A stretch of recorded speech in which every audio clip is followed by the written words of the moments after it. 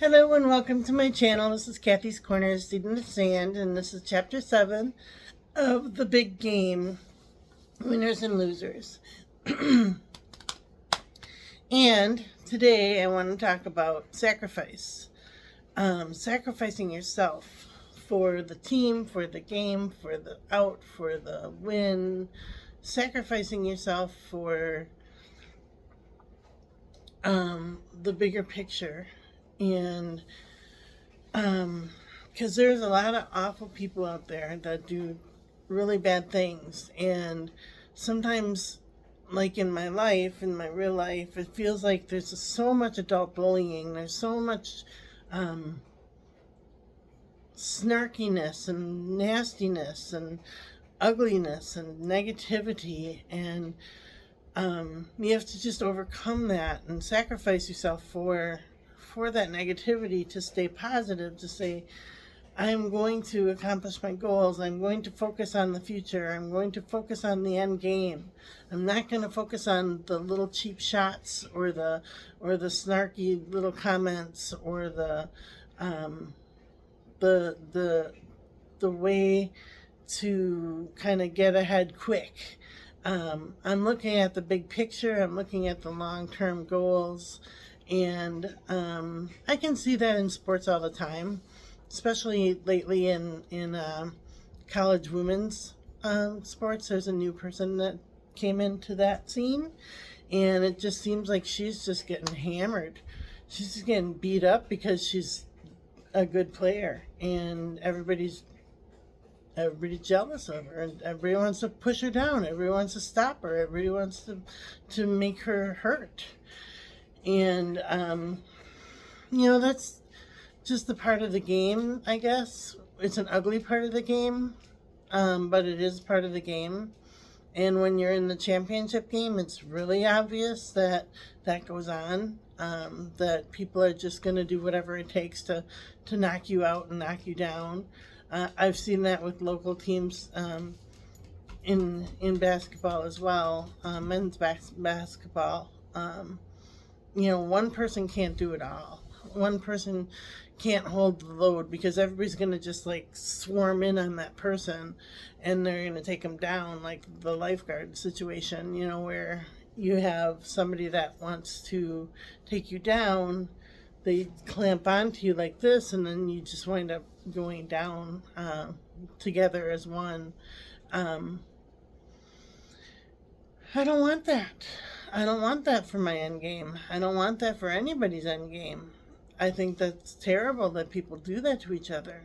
It's like I think I've heard, like, if a seagull has a red mark on its neck or has like a scarf on or something like that, all the other seagulls will just peck at it and until it's gone. And it's an ugly part of life. And so the thing that we have to remember is just staying focused on the end goal, focused on the sacrifice. Just because that happens doesn't mean you can't push them off. You can't say, I don't like that. Stop. Or give them a little shot. Give them a little elbow in basketball, or give them a little elbow in swimming or soccer or whatever field you're in. Fight back a little bit. You don't have to fight back nasty or ugly, or you don't have to meet them where they're at. But you can stand up for yourself and hold your ground and start fresh and say, you know what, I'm not going to put up with your BS. So, and in real life, that happened to me yesterday. I felt really beat up by it, but today it's like, you know what, this is my life. Nobody's going to tell me how to live my life. Nobody's going to tell me how to parent my children. Nobody's going to tell me how to nobody's going to push me around by saying, oh, that person deserves this and this person deserves that.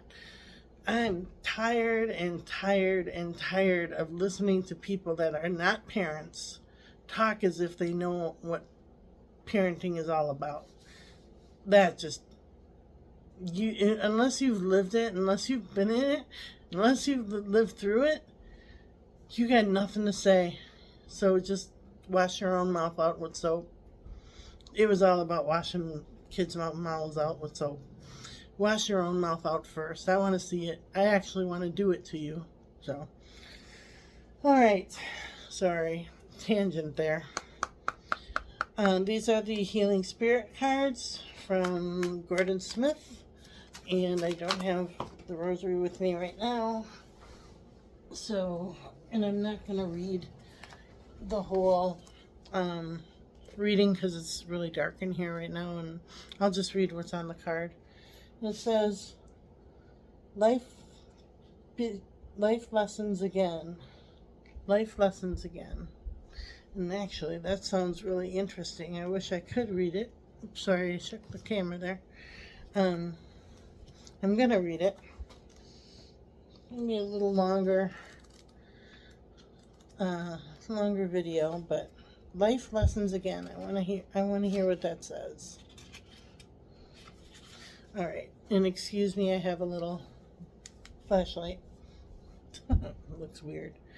Life lessons again.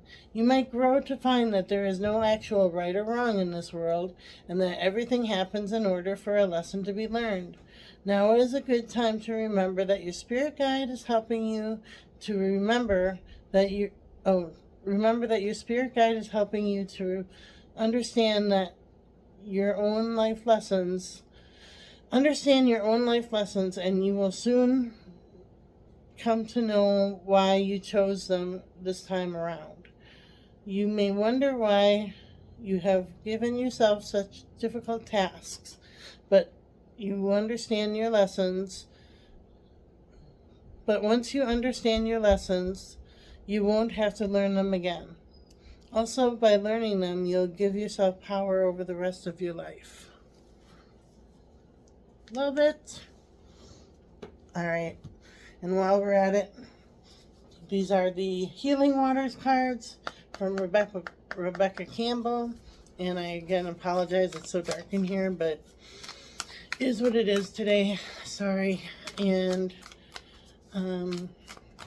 right now I'm doing the No F's Given. So, and this says stagnant waters. And it says, feeling stuck, a call for shifts, flow, and change. And I kind of feel like that in my life right now, where I want change, I want real change, I want to have more, and people are telling me that I can't. And I'm really getting sad and kind of pissed off about that.